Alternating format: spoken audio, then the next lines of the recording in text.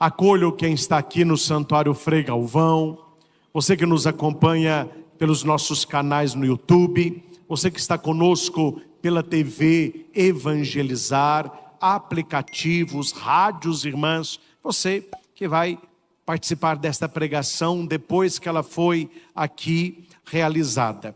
Meus irmãos, estava lá em casa com as minhas anotações, e o que eu quero partilhar com você hoje, preparando o momento oracional, são as ciladas que o mal prepara para a nossa vida, e se a gente não sabe, a gente cai.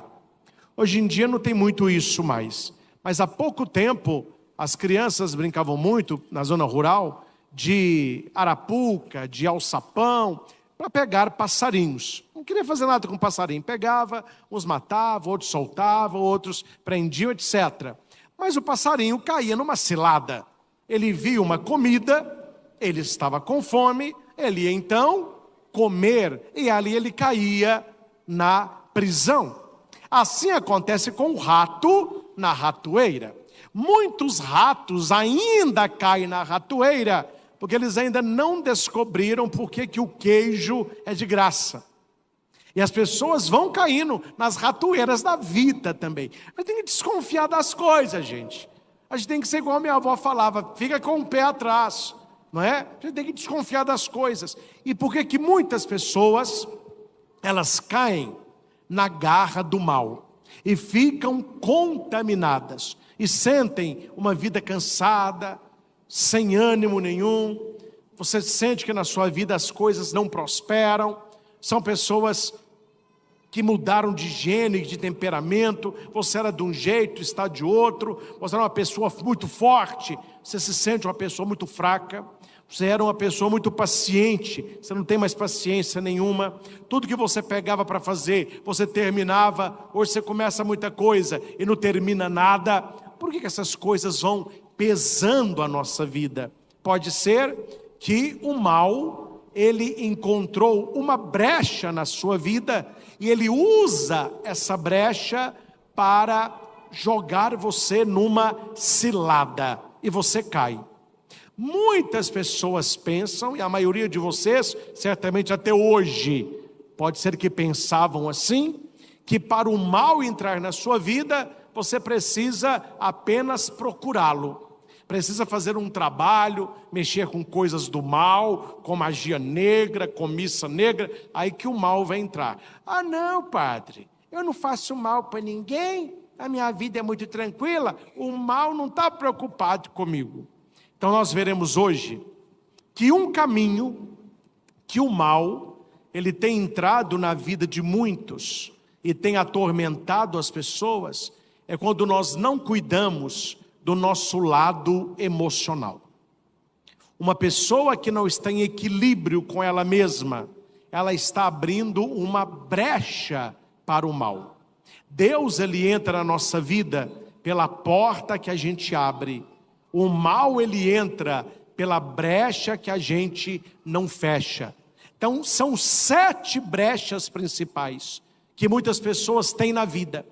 E essas brechas é como se fosse uma porta, algo que permite que o mal ali adentre. Então é sobre isso, e é uma pregação não tão extensa, mas só para você guardar, e você que está em casa, se quiser, anote, você que está aqui, se tem boa memória, vá gravando 7, ou anote, e você vai pensando agora na sua vida. A minha vida, ela tem alguma brecha dessa? Vou repetir, meus irmãos. Eu não estou falando que isso aqui é o diabo que está agindo na sua vida. Não estou falando isso. Eu estou falando que isso é uma brecha aonde ele pode entrar. E ele vai entrar, e ele vai semear, e ele vai piorar, e ele vai mexer com a sua mente. O terreno de batalha com o demônio é a sua mente, é aqui que ele atua em você, é principalmente na sua mente. Quando ele consegue dominar a sua mente, ele vai gerar sentimentos ruins no seu coração, você começa a pensar coisa ruim, e você começa a sentir coisa ruim, e se você não tira este mal da sua vida, este mal que você está sentindo, ele começa a fazer. Você começa a ter atitudes de maldade. Começa no pensar, ele vai dominar o seu sentir, e ele vai influenciar no seu agir. Então veja, como que eu curo uma ação maléfica? Indo no sentimento que a gerou. Ódio, raiva, inveja, soberba, etc. Como que eu curo um coração ferido? Atacando o pensamento que o gerou.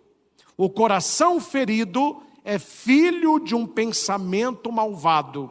E toda atitude maligna, ela origina num coração que não vigiou e foi dominado por um pensamento que deu brecha para o mal agir.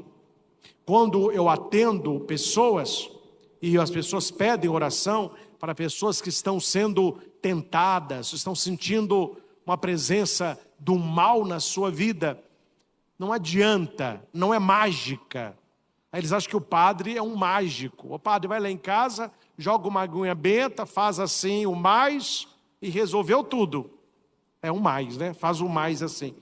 Primeira coisa que eu converso com a família, eu tenho que descobrir a origem do mal. Se eu não descubro a origem do mal, eu posso colocar na cabeça do sujeito a cruz lá do exorcista, a pessoa vai manifestar, vai quebrar tudo, depois ela volta, mas o mal ali está. Tem que fechar a brecha. Então nós temos que chegar à origem do problema. Esse é o mais difícil. Você tem que conversar com a pessoa, conversar com a família dela, ver o que está acontecendo, até que você identifica a brecha.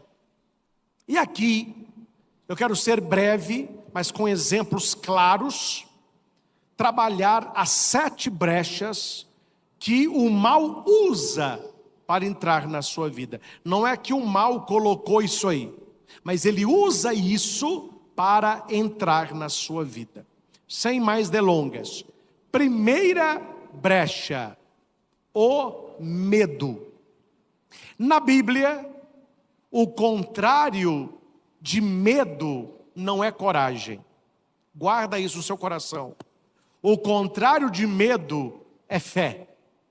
Na primeira carta de João ele diz: aquele que teme não ama, e aquele que ama não tem medo. Não é esses medinhos que a gente tem, não. É um medo em si. E como é que eu venço esse medo? Acreditando que Deus cuida de mim. Acreditando que eu tenho um anjo da guarda. Hoje à tarde eu estava fazendo as minhas anotações aqui no celular, eu fiquei até, não chateado, mas pensativo. Eu queria ter o meu caderno de pregação, que era uma pregação boa para fazer em outros lugares, mas eu fiz a anotação no celular. Tá bom, depois eu passo. Aqui pôs, ó, o medo nos impede de avançar na vontade de Deus. A pessoa medrosa faz a vontade dela, ela não faz a vontade de Deus. E o diabo usa o medo para nos fazer duvidar do poder de Deus na nossa vida. Ele age isso. Ah, mas será que Deus faz? Você que está rezando, olha o que está acontecendo. Será que Deus está ouvindo isso aí? Será que você não está perdendo tempo ficar indo nessa igreja? Não! Aí você começa a duvidar de Deus, e o medo de dar errado, o medo da tristeza, o medo da doença, o medo do câncer, o medo da morte, vai dominando a sua vida. É um medo pior, a dúvida se Deus cuida de você. A Bíblia diz em 2 Timóteo 1,7, porque Deus não nos deu um espírito de medo, mas de amor, sabedoria e fortaleza. Então nós não temos espírito de medo. O medo, ele nos paralisa. E a pergunta é: como vencer o medo? Rezar, pedindo a confiança em Deus e indo até a Bíblia e indo na palavra de Deus, porque a palavra de Deus expulsa as trevas do medo. Tem várias passagens de coragem na Bíblia. E no dia 26, nós estaremos aqui novamente. E eu vou passar às mãos de vocês de presente várias citações bíblicas para cada um essas 7 brechas, não é? Agora, você não fez isso antes, que eu preparei a pregação hoje à tarde. Aí eu pensei que eu ia falar outra coisa, mas veio isso. Mas eu vou preparar e depois vai chegar nas suas mãos. Segundo, o que nos leva a uma brecha para o mal é a raiva não resolvida. Repita. Raiva não resolvida. Qual que é a primeira brecha? Medo. Qual que é a segunda? Raiva não O resolvida. que é uma raiva não resolvida? Quem nunca teve raiva, atira a primeira pedra. E quem está pecando, não é a gente que tem raiva não, viu? É quem fez a raiva na gente. Um dia eu atento confissão. Ah, padre, eu tenho um pecado. Qual é? Meu marido me mata de raiva. O pecado é dele, minha filha. Se você não sentir raiva, você morreu. Né? Aí eu também tenho raiva. Mas qual que é a raiva que se torna uma brecha para o mal? É a raiva não resolvida. Por que que esta raiva, ela é diabólica? Porque a raiva não resolvida, ela se torna ódio. E o ódio vai te dominar, e o ódio quer vingança. Não tem problema sentir raiva, mas sentiu raiva, resolva a questão e toca a sua vida. Não fique conservando no seu coração raiva. Tem gente que sente raiva de uma pessoa durante 7 horas. Tem pessoas que sentem raiva durante 7 dias. Gente que sente raiva durante 7 semanas. Gente que sente raiva durante 7 meses. Tem gente que sente raiva durante 7 anos. E tem gente que sente raiva durante 70 anos. Eu já atendi pessoas idosas, deprimidas, rancorosas, cheias de doença psicossomática, porque quando ela era jovenzinha, alguém fez uma coisa com ela. E ela sentiu essa raiva a vida inteira. Vocês não acham que uma pessoa dessa era atormentada pelo diabo? Ela sentiu raiva, resolveu a raiva. Não, ela ficou com raiva. O que é que o diabo aproveita? É isso mesmo. Fica com raiva mesmo. Viu o que ele fez com você? Estragou a sua vida. Olha aí. E como que vai ser? E a pessoa tem raiva de quem fez, ela tem raiva dos outros, ela tem raiva dela, ela tem raiva da família toda. O diabo usou essa raiva não resolvida para entrar na vida dela. O medo para entrar na vida dos outros. Eu estou sendo testado pela paciência que a cada 3 palavras meu celular fecha. Raiva. Antes de deitar eu te perdoo, para não descarcar no chão. Aqui tem, no versículo, capítulo Efésios 4, 26 a 27. Repita comigo. Irai-vos. Irai-vos. Mas não pequeis. Mas não pequeis. Não se ponha o sol. Não se ponha o sol sobre o vosso ressentimento. sobre o vosso ressentimento. Não deis lugar ao diabo. Não deis lugar ao Olha o diabo. que a Bíblia está falando.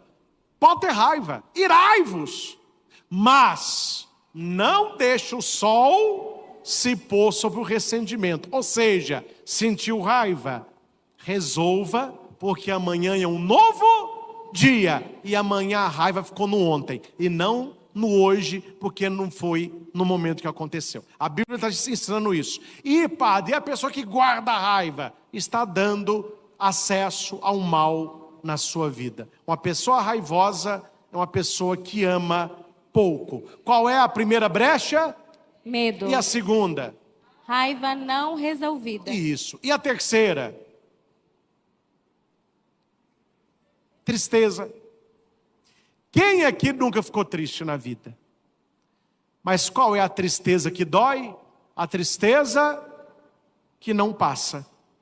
A tristeza que alojou no seu coração e que você começou a dizer assim: eu não estou triste, eu sou triste. Você não é triste, você pode estar triste. E uma pessoa que fica triste, e triste, e triste, meu filho, é um prato cheio para um diabinho entrar na sua vida.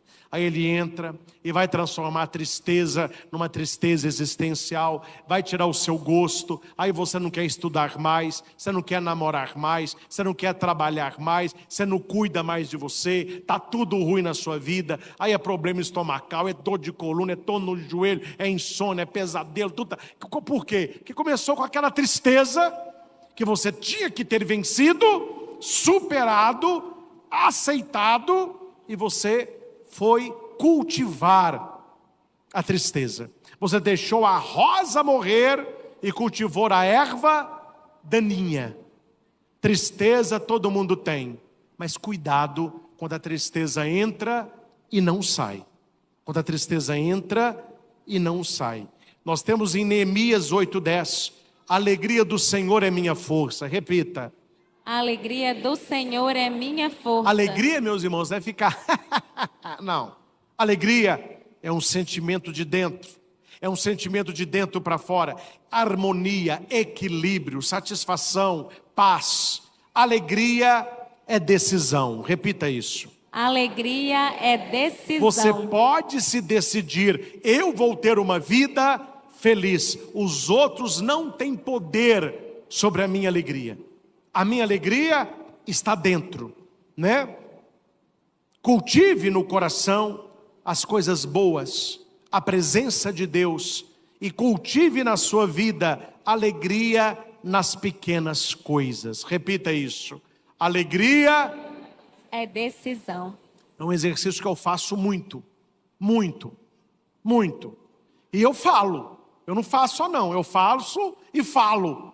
Se eu estou num momento assim que eu acho legal, eu falo: gente, que alegria está aqui, olha que maravilha, olha isso, olha aquilo. Aí alguém me falou uma vez assim: padre, o senhor tem um modo de ver o mundo diferente das pessoas. Eu falei: por quê? Porque o senhor fica falando umas coisas assim que ninguém fala, porque eu encontro alegria nas pequenas coisas.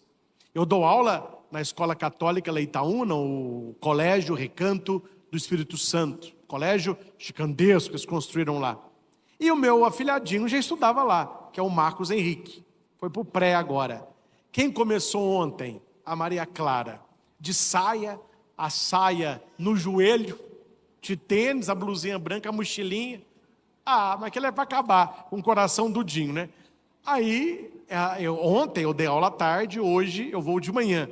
Então eu cheguei lá de manhã, eles estavam saindo do parquinho. Então estavam indo para a sala. Aí lá vai a Maria Clara, de saia, lá no meio dos coleguinhas, não me viu não. Aí eu olhei assim, ela não estava chorando, né? Que é muito pequenininha. Ih, meu filho, estava lá fazendo amizade. Aí a professora falou assim: Maria Clara, olha quem chegou, o Dinho. Aí os menininhos olharam, ei, aí veio os meninos tudo, né? Abraçou, daí ela veio, abracei, falei com a professora: mas que maravilha, como que a gente não tem uma vida feliz? Olha que alegria da Maria Clara aí com os coleguinhas. Aí a professora: quem é esse aí? Os coleguinhas. O Dinho da Maria Clara. Eu falei: não, gente, pode falar o Padre Christian, né? Uma coisa pequena, mas eu não deixo de passar. Falei com a professora e falei para mim assim: não, que graça, eu poderia estar em tantos lugares, eu estou aqui numa escola, uma escola católica, que eu possa ensinar o catecismo com as crianças que gozam da gente, você entendeu? Coisas pequenas que você pode agradecer. Está com um amigo, viu um filme, agradeça a presença dele, saiu, comprou uma coisinha nova, isso mantém a nossa alma acesa, alegria nas pequenas coisas. E guarde uma coisa, viu gente? Quem não acha alegria nas pequenas coisas, não achará alegria nas grandes. Um filho que se alegra com um sorvete que o pai dá, ele vai se alegrar com iPhone também.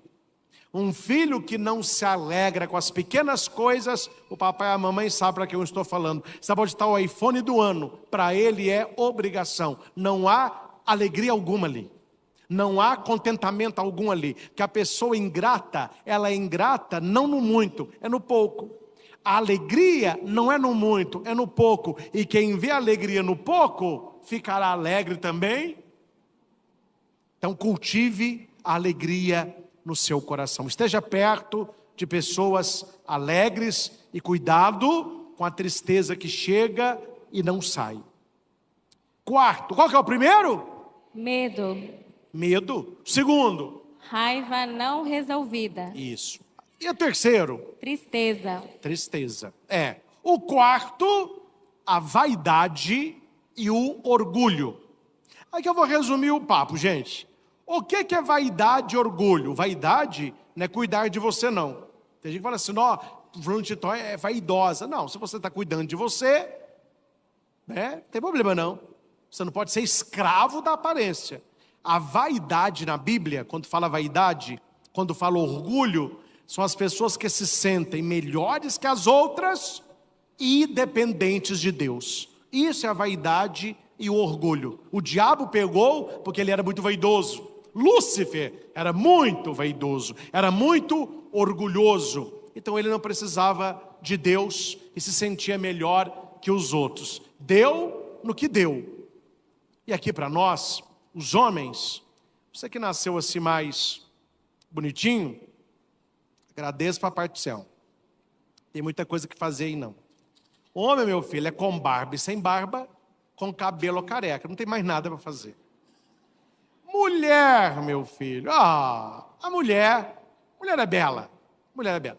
A mulher tem 1001 coisas para fazer que ela fica maravilhosa. Não existe mulher feia, existe mulher que não conhece os produtos Jequiti. Então, o marido aí, se der um banho na mulher, meu filho, a mulher vira uma princesa. Então, seja alguém que cuide de você, que goste de você. Há uma norma muito bonita no relacionamento. Quem está do seu lado tem direito de se sentir bem.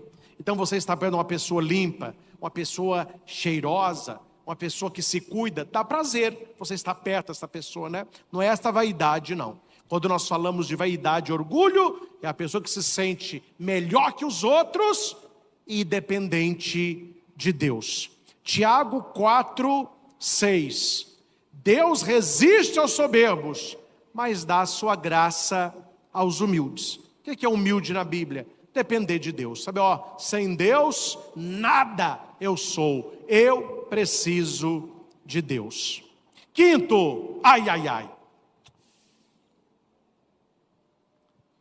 mentira. Tem até um bicho no meu óculos aqui. Mentiroso. Morreu. Mentira não é omitir. Mentir é transformar o que não é em verdade. Para certas pessoas, omita, mas não minta. Quem é o pai da mentira? E por que a mentira é perigosa? Porque para você sustentar uma mentira, você tem que contar mais 7. Isso a ciência já disse. Você conhece alguém que tem... Hoje não tem muito isso, né? Mas há pouco tempo tinha a fama assim. Fulano de tal é mentiroso. Não tinha? Quando eu era adolescente, falava muito isso. Fulano de tal é mentiroso. Vive falando inverdades. Mentira. Por que acontece isso com o mentiroso? Porque ele conta uma mentira e para sustentar a mentira ele vai contar outra mentira. É assim que começa. Olha para cá. Traição. Começa uma mentirinha. Olha, amor, você atrasou hoje. Eu estava com meus colegas. Olha, amor, você dormiu fora. Plantão na empresa. A mentira. Guarde uma coisa. O pecado é irmão da mentira. Para sustentar um pecado, você tem que... E a pessoa que mente, ela está abrindo uma brecha para que o mal tenha acesso na sua vida. E começam com mentiras que muitos dizem inocentes e vão crescendo até chegar num ponto que você não consegue mentir mais. Aí, a minha avó dizia que o diabo tem 7 capas, que cobre muito bem. Mas quando cai uma, cai as 7. Jesus vai dizer, não há nada de escondido que não venha a ser revelado, não há nada de oculto que não venha a ser conhecido. Se o diabo é o pai da mentira, Jesus é a verdade. Então cuidado para que a mentira não vá entrando na tua vida. João 17:17, santificai-os na verdade, a tua palavra é a verdade. Não é fácil ser verdadeiro no mundo de hoje, mas quando você acordar, peça ao Espírito Santo, eu te consagro a minha língua, para que eu seja verdadeiro. E outra coisa, gente, você pode ser uma pessoa verdadeira e muito simpática. Você pode ser uma pessoa muito franca e muito agradável, né? Eu posso falar porque eu melhorei muito, graças a Deus. Mas quando eu era padre novo, eu era muito verdadeiro, mas eu era grosso.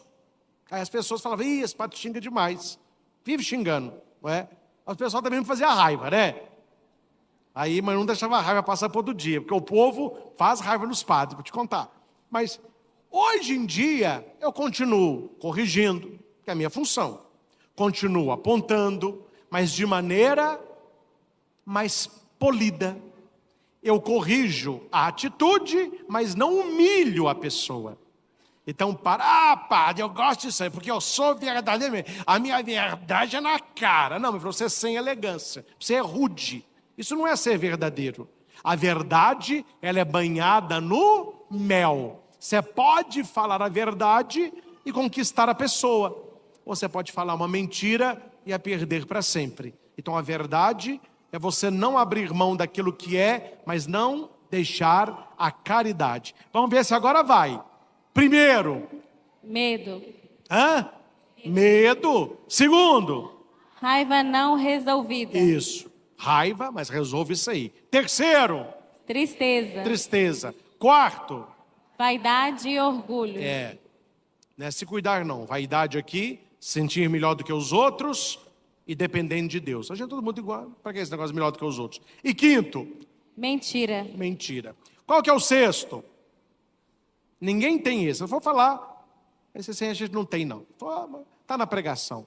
Preguiça.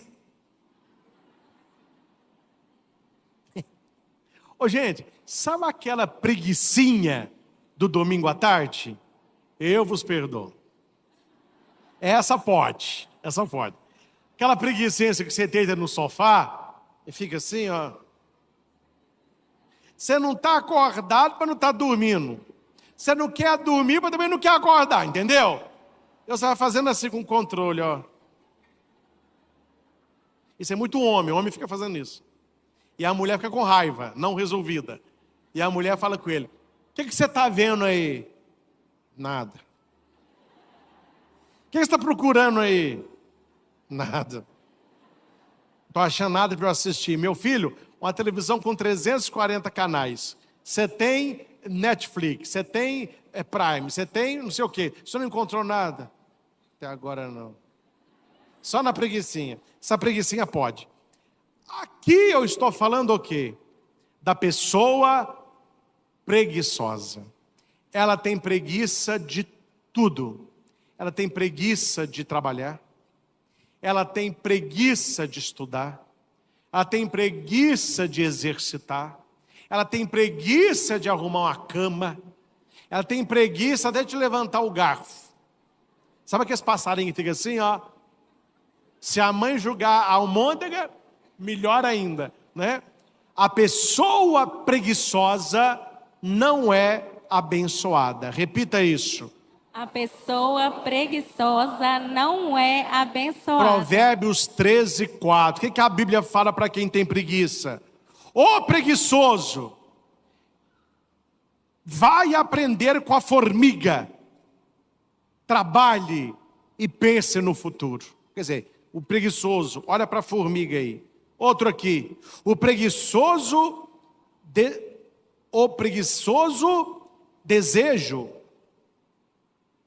O preguiçoso deseja nada de bom, mas a alma dos diligentes se farta do seu trabalho. Para o preguiçoso, geralmente a pobreza vem. Para aquele que trabalha, a fartura visitará. Está na Escritura. Vamos de trás para frente. Qual que é o sexto? Preguiça. E o quinto? Mentira. Mentira. O quarto? Vaidade e orgulho. Terceiro? Tristeza. Tristeza. Segundo? Raiva não resolvida. E o primeiro? Medo. Não apontando não. Tem gente que fica com medo do padre ficar olhando e fica assim aqui, ó. Esqueceu tudo, tá lembrando só do último, né? Tadinho. Tem uma turma desse lado de cá, ó, tá bom, tá valendo, tá participando, o padre tá feliz. Vamos pro último, pra gente rezar. Sétimo, e para mim é o pior, desobediência a Deus. Qual que é o sétimo? Desobediência a Deus. Vamos ver quem acerta. Como que se chama desobediência a Deus? Pecado. Quando a gente peca, nós estamos dando uma brecha para que o mal, ele entra. É por isso que a Bíblia vai dizer, orai e vigiai para não cairdes em tentação. Buscar as coisas do alto e evitar os pecados mortais. Padre, como que eu evito os pecados mortais? Os outros também, né? Mas principalmente os mortais. Pensando o pensamento. Consegue me entender? Pensando o que você está pensando. Se você consegue pensar por que você está pensando, muita coisa você não diz, muita coisa você não faz e muita coisa você não sente. Começa aqui. Se cortou aqui, cortou daqui e daqui. Se você fica cultivando aquele pensamento, a coisa vai longe. E por último, o celular nessa pregação fechou 532 vezes. Como resistir ao diabo? Repitam alto. Vigilância e oração. Vigilância e oração. Vigiai e orai para não cair em tentação. Mateus 26, 41. Segundo, usar a palavra de Deus. Usar a palavra de Deus. Jesus venceu o diabo no deserto, citando a Escritura. Mateus 4, 11. Terceiro, submissão a Deus. Submissão a Deus. Sujeitai-vos a Deus, resisti ao diabo e ele fugirá de vós. Tiago 4:7. 4. Vida sacramental. Vida sacramental. Confissão e Eucaristia fortalece a alma. E quinto, comunhão com os irmãos. Comunhão com os irmãos. A solidão nos enfraquece, mas a comunhão fortalece a nossa fé. Não queira viver a sua fé sozinho. Esteja com pessoas que queiram viver a fé com você. E agora é momento de você agradecer. Se existem brechas que o diabo entra, existem anjos que nos levam para Deus. Amém? Amém. Então, se alguém te convidou hoje para vir à missa, essa pessoa é um anjo na tua vida. Agradeça aí. Opa, muito obrigado. Você foi um anjo na minha vida. A pessoa te convidou porque foi bom para ela e será bom para você também. Amém? Amém. Nós que aqui estamos, você que está em casa, nós recebemos agora a visita de Jesus presente na Santa Eucaristia. Ele é presença real. E nesse momento, o Senhor quer curar o nosso coração, libertar a nossa alma, nos dar alegria e nos ajudar a vencer esses 7 caminhos, 7 ciladas que o mal tem autoridade para agir na nossa vida. Louvado seja nosso Senhor Jesus Cristo, para todos sempre seja louvado. Olá meu irmão, olá minha irmã, paz e bem. Mais uma grande reflexão do nosso querido Padre Christian Shankar. Créditos, Padre Christian Shankar, canal aqui no YouTube, Luz e Vida Oficial. Eu vou deixar o link do vídeo, né, do canal do Padre Christian aqui na descrição do nosso vídeo, tá bom? Meu irmão, minha irmã, espero que você tenha gostado. Mais uma vez eu peço que você que chegou aqui até agora, conhecendo o nosso canal pela primeira vez, se inscreva, ative o sininho de notificações, vem para a família de Cima dos Telhados. Você que já é inscrito, deixa o teu like, deixa o teu comentário, compartilha e vamos anunciar o amor de Deus. Estivemos e sempre estaremos reunidos em nome do Pai, em nome do Filho, em nome do Espírito Santo. Amém. Paz e bem.